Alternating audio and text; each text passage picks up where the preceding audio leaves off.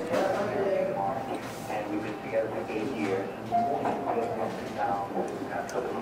Musicfest.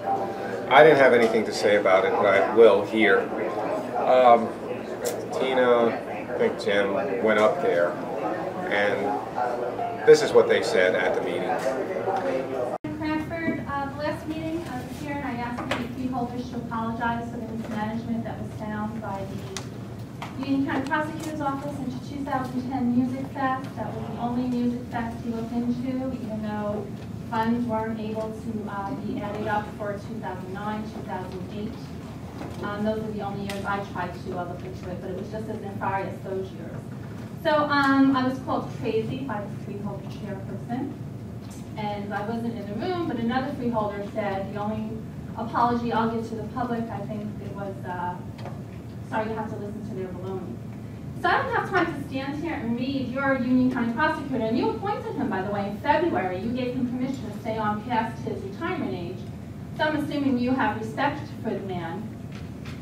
So this is his baloney, and I'm going to read the Star Ledger editorial that came out after the report was out. That's all I have time for. And it starts, mismanaged Union County Musicfest should be shut down. Each year for the past 14 years, Union County has held Musicfest, a multiple-day event featuring popular musicians, children's acts, and local artists. And this is big, but the thousands who attend spend wads of cash on parking, attractions, food, and drink. How much do they spend exactly? We'll never know. Why? Because the county employees and officials running the events and the concessionaires keep shoddy records, if they keep any records at all. In Union County, they use the trust me accounting method. How many cars parked at $10 a pop? We're not sure, because the parking lot counter isn't accurate. But trust me, the money is all there. How many beers were sold in the beer garden? We're not sure. We took the bartender's word, but trust me, the money is all there. How much was made on the kiddie rides? There's no method for counting the tickets, but trust me, it's all there. To which we replied, this is New Jersey. We trust no one with cash, and for good reason. For years, trying to follow the Musicfest money has been dizzying. Who knows how much could have been skimmed? So this year, the Union County Prosecutor's Office decided to investigate. It found the bookkeeping was so lousy last year, and probably every year, that nobody can tell whether money was stolen. Receipts, records, what are those? The prosecutor's office found no criminal wrongdoing because, ironically, there were few records, but discovered that a vendor nearly ripped off the county for $24,000 in change. A refund has been ordered, and Union County, which spends roughly $800,000 to stage the event, lost this much in 2010. Was it cheated out of money the other 13 years, and why didn't a county official spot this? The report from Union County Prosecutor Theodore Romancow makes suggestions on how Musicfest should be run. Here's another recommendation Romancow couldn't make: kill the event. The 2000 Musicfest is a legacy and shameful and embarrassing. The county finance director allowed $37,507 to be placed in a safe in his office without a receipt. Money raised for charity might have been commingled with other receipts. Vendors were paid with cash receipts, money was replaced. New county manager asked the public money demands much more than it received. He's right, it also deserves accountability. So again, I stood here at the last meeting, I asked for an apology for this, and it's really been shameful. And instead I got ridiculed and called names, as usual. One thing Romancow's report didn't mention was that the money that we paid county employees to solicit the public for donations to Love Hope Shen Foundation, that money was used to send the county manager and family members and friends and other county employees on trips. So it's curious that the prosecutor didn't mention that in his report. But there's some things other things that weren't mentioned in the report. But certainly this, the public deserves an apology. Thank you. Want to call me crazy now? I'll stand here. No. Is the prosecutor crazy? You don't believe so. So it's nothing to apologize for. No, I don't believe so. You don't believe it's nothing to apologize for. Nothing to apologize for George Giovanni, the way he handled Musicfest. Okay. Thank you for going on the record for that. I'd like to echo some of the comments that were made here earlier concerning the investigation. We need your name and town, sorry. Sorry. I know you're usually here and we should know that, but we still need it for the record. Jim Bittner, I'm not here to ask for an apology. It would be nice. I think the efforts of some of the people here in the audience to expose the mismanagement at Musicfest, the improprieties, the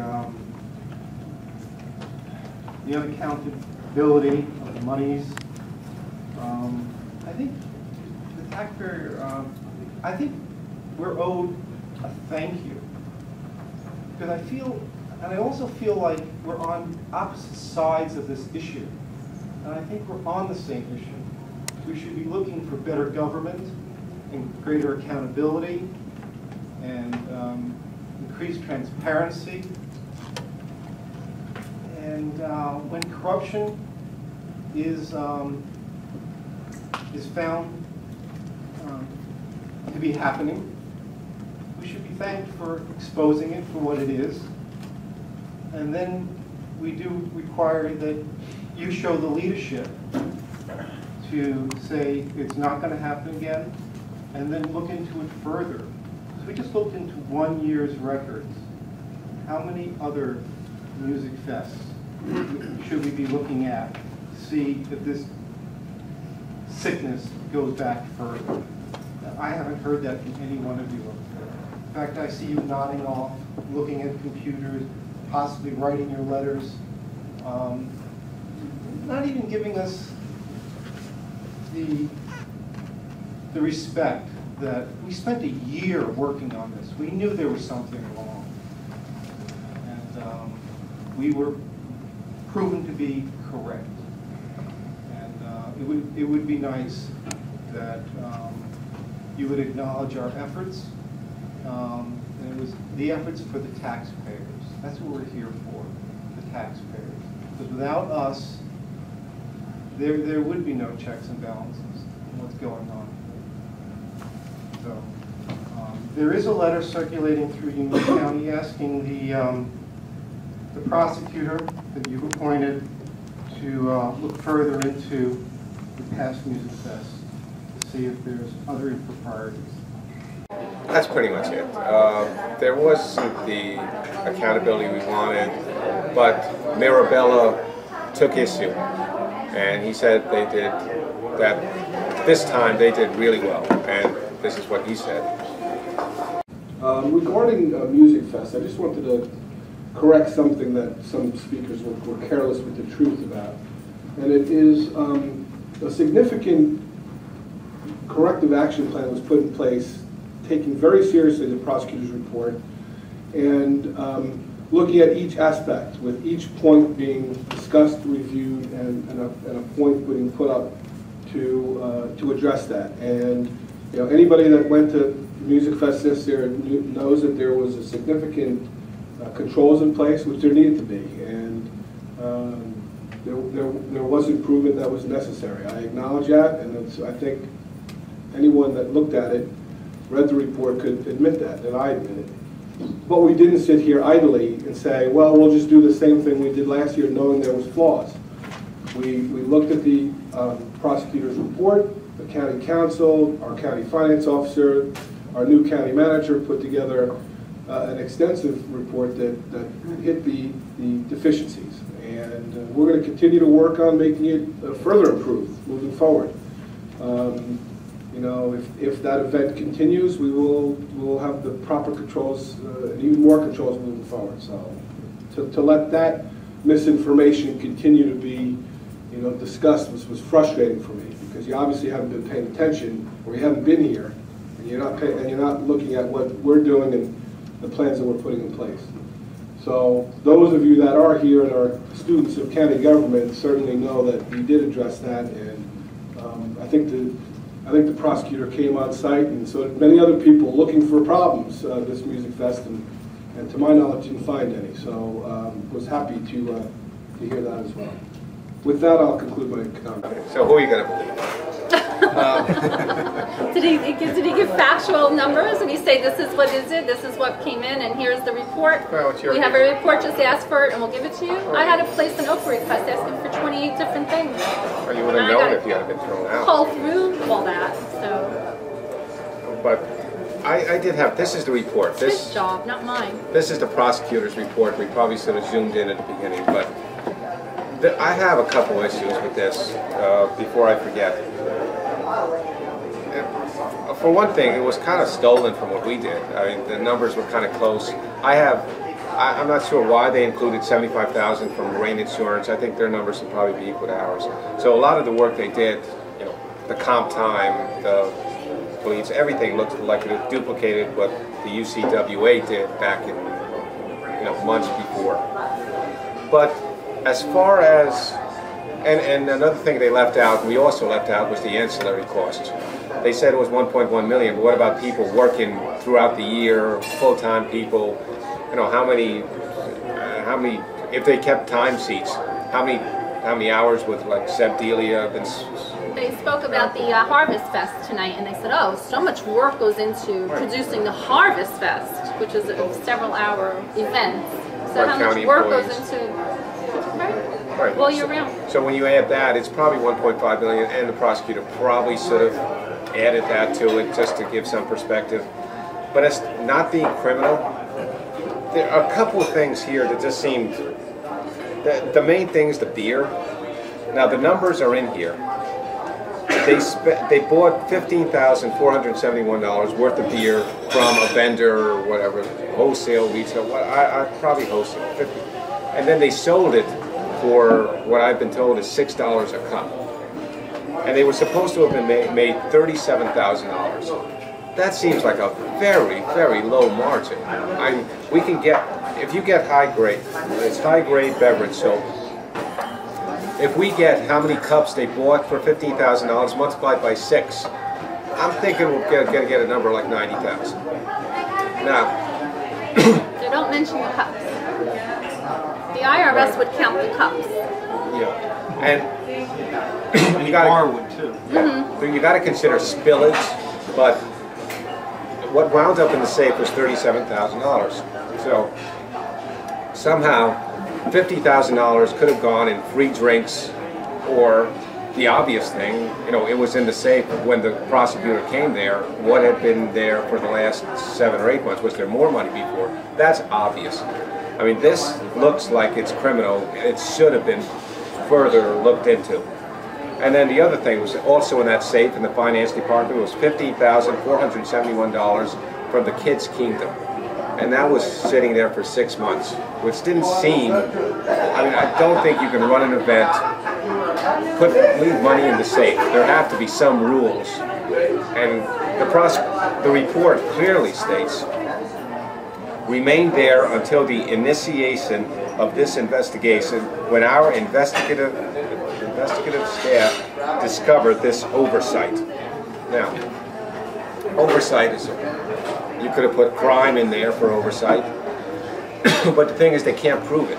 I mean, there was no records. Yeah. Because they didn't keep, George Devaney didn't keep records. Just because there's no dead body doesn't mean crime wasn't committed. Just because George Devaney may have told county employees, don't write Musicfest on any invoices, just in case he did that, you know. Did they interview employees and ask them? It's very suspect. And also not mentioned in here, they do bring up the fact of comp time. We paid county employees for every hour they volunteered. They get back 1.5 hours in comp time to take off whenever they want. They use this time, a chunk of this time, to raise money for the Love, Hope, Strength Foundation. George Devaney, his family, county vendors, county employees then go on free trips through the Love, Hope, Strength Foundation. So they profited from county employees raising that money, and this report does not mention that. It's like nothing wrong with that. Yeah, you know what? I was thinking about this today for a minute. I don't know why it popped into my head because it's so absurd. Let's just flip the script. Let's change the characters. We're all anesthetized to this. So of course, Union County government is going to act like this. Of course, George Devaney did that. Big deal. What else is new? Let's flip the script. Let's say it was the Elizabeth Board of Education. And the Elizabeth Board of Education set up a nonprofit organization. And they had Board of Ed employees working to collect money for this nonprofit. They in turn went on free trips with that money. Do you think this report would be written a little bit differently? I think so. I think so. Elizabeth Board of Ed, I'm not defending them in any way, but they're enemies of Senator Raymond Lesniak. They went after them with guns blazing over school lunches. They allegedly filled out forms inappropriately for their children to get free lunches. And this is, you know, George Devaney wasn't held accountable for anything. And those people were arrested in their homes at 7 a.m.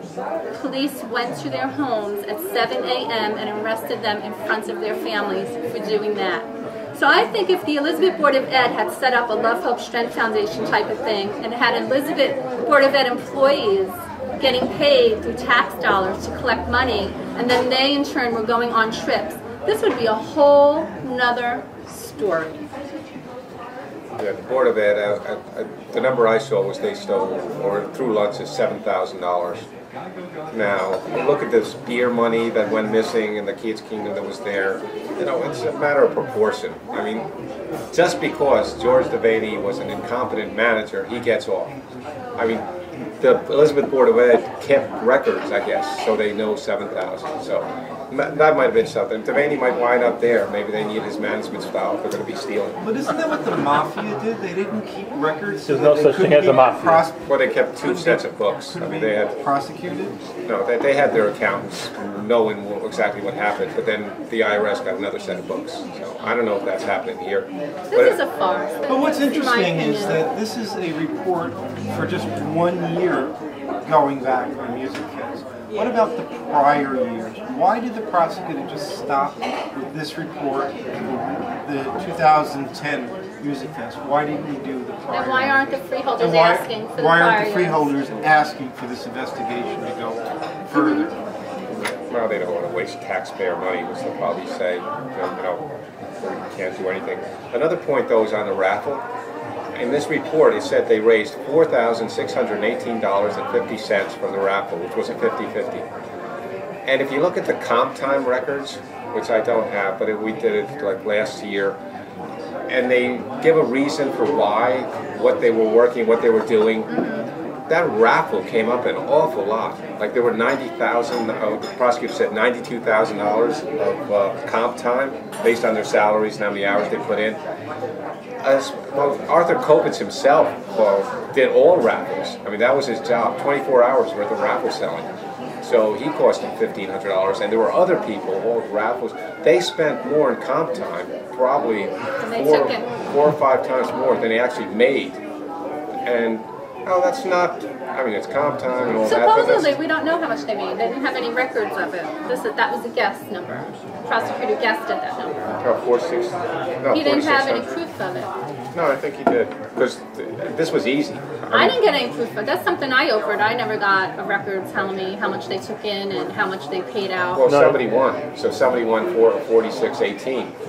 Now, did they really sell it? No, you got two issues But the county here. didn't have a record for that. So I guess the prosecutor asked the Love, Hope, Strength Foundation. That's how we got that record. Maybe it wasn't a county record. But that's another issue to bring up. I mean, these people were selling raffles for cash. I mean, I guess there you can't really steal because you have to give them a ticket. Unless, yeah, so that you could probably, but it seemed like a ridiculously low number because they were all over the place. There were tens of county employees who had raffles on their thing. There was only one booth, but I guess they I banned it didn't see them 24/7. selling raffles this year. They were still selling beer. No, they weren't. Arthur Kopitz told me they got rid of that. They were in our selling beer conversation. though. The Oh, county yeah. employees were still selling He beer. was moved over to beer duty. And George Devaney, who knows what he was doing and how he's getting paid, but he was still very much in charge of running Musicfest. So He had a golf cart. I don't know if he was pulling any. he ran meetings. He ran several meetings with county employees orchestrating Musicfest. Then he's seen at Musicfest, talking to county employees, telling them what to do. John's got that on tape. And he's in a golf cart. Can any private citizen drive around Musicfest in a golf cart? Or does he have to be Charlotte DiFilippo or George Devaney? So he was, but he wasn't a county employee, so he was possibly still paid for managing Musicfest in some way. Unless he was volunteering, and I asked the freeholders at two meetings. I didn't ask them tonight, but Well, that's another thing. No answer. He's obviously working on Musicfest. Who is he working for? Is he working for the Union County Performing Arts Center, which we don't have access to their records for? Is he working for a vendor through them, or? But I would think if the prosecutor was serious about this report, if he was serious about getting them to behave, you know, they'd have answered that question at the very least. That's another thing. Did the freeholders ever take the stage, or Devaney? I don't know. The one at, yes, he worked. Oh, you didn't see any acts. Someone did say they seen it. But the freeholder was there. They just introduced Paul Rogers. That's the only one that was there. And there was the regular guy. No freeholder. I don't know who introduced Blondie. And I guess we can't figure that. But they seemed to be lower key, even though they were all there. They were like in the background. It's definitely lower key. Every year they give out the Musicfest program, and they have their pictures are on the back cover. I didn't bring it with me. So, and everything is brought to you by the Union County Board of Chosen Freeholders. We're connected to you, or presented by the Union County Board of Chosen Freeholders. Had none of that language this year. It just said Union County Freeholders. It didn't say anything, they're connected to you or anything. They took that language out of the program. That and the location of the VIP tent. They didn't have that on the map this year either. Oh, that you're definitely certain that was the one back there. Who won the tomato contest? Should we ask Sullivan tonight? Either he should have brought it up. No, this was. And how many people were there? They didn't say how many people. Last year they bragged, oh, there's 80,000 people here. Oh. So we were able to take that number and say, well, if there were 80,000 people, then you should have $250,000 in parking receipts. So this year they're not coming up with a number. I haven't seen a press release about how many people were there. They're not putting an estimate out there. It'll be curious to see what the parking receipts are for this year compared to last year and how the numbers are. Well, they gave numbers out to each partner, so that's an easy number. The last thing they had. We'll get the true number. And If we can they extrapolate back decide to give us the number. Yeah, They who's don't gonna have to tell us they gave out 1,000 parking seats. They could say we gave out 500. But how are we going to know? Oh, they'd be pretty ballsy not to. Oh, will they be ballsy? Really? Oh, did I say that? They're going to be ballsy. Really? Gee, they'll be shocked when they're ballsy? She just called me naive. Thing is, I cannot personally accept this Union County prosecutor report. It should have been handled in Union County. This man is friends with the Lesniak family. Roman Cow and his first assistant were at George Devaney's retirement party 3 weeks after this came out. 4 weeks later, he's seen golfing with George Devaney's uncle, Senator Raymond Lesniak. Come on, this guy investigated and he found nothing wrong, even though there was cash all over the place and none accounted for. And you know, George Devaney is still involved with Musicfest somehow, and the freeholders don't even have to answer to the public of how they have such a disrespect. Talking about balls, talking about ballsy.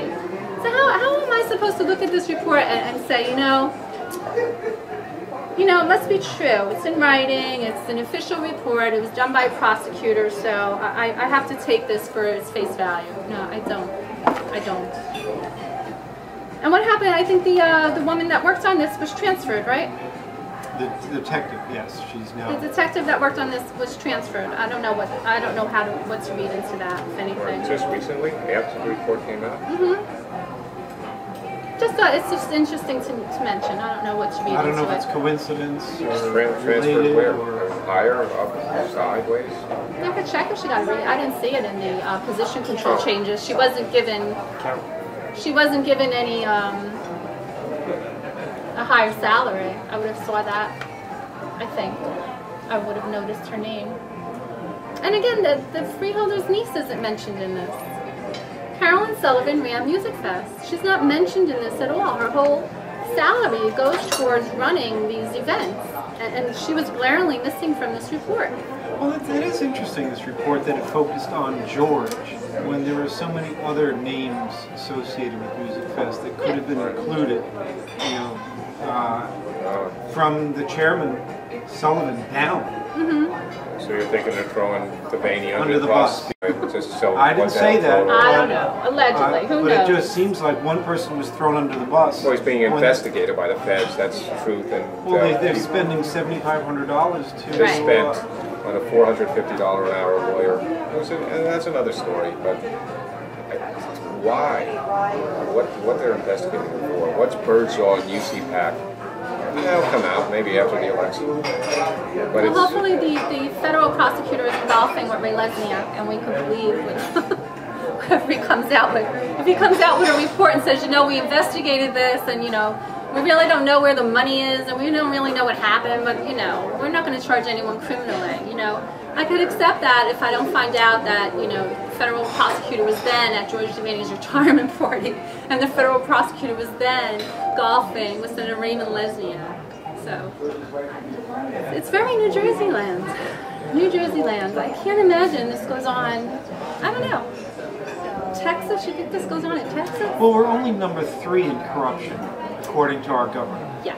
So we're trying harder to get to 1. But we are number 3 because when you have a prosecutor that's going to investigate his friends and allies, you know, family members, chances are he's not going to charge anyone with a crime. Chances are he's not going to indict anyone. So when you count up the states and who is more corrupt than whatever, it's the prosecutor that's going after corruption and making indictments and getting convictions. That state is going to show up as the most corrupt. So if we ignore people in New Jersey, then we're going to look like, oh, there's nothing wrong here. You know, there was cash missing, and we can't account for anything, and money laying in a safe, and you know, county employees are taking trips through a nonprofit that we're paying to collect money for. There's nothing wrong here. I think if this happened in Texas, I think there'd be something wrong with this.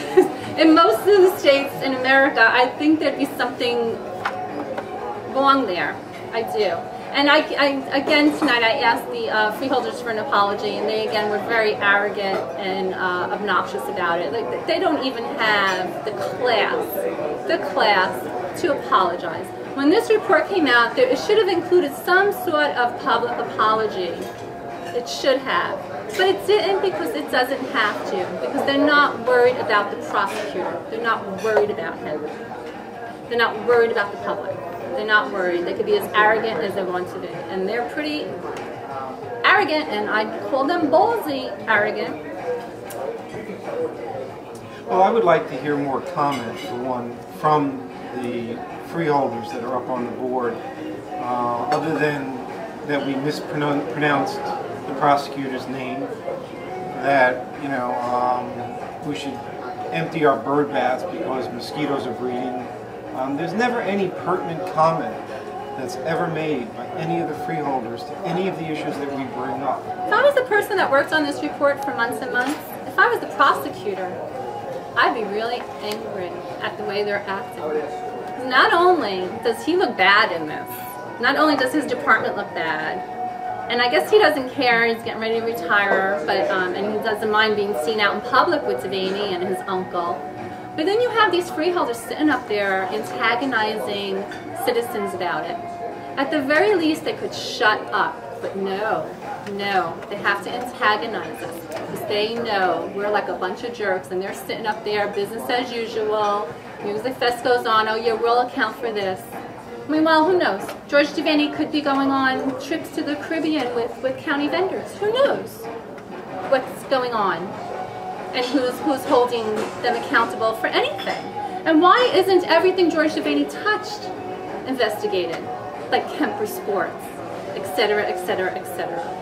So they sit up there and antagonize the public, even though they got away with this. They got away with murder here. They did. Not murder, but they got away. They got off scot-free. And if I was the prosecutor, I'd be really angry with that.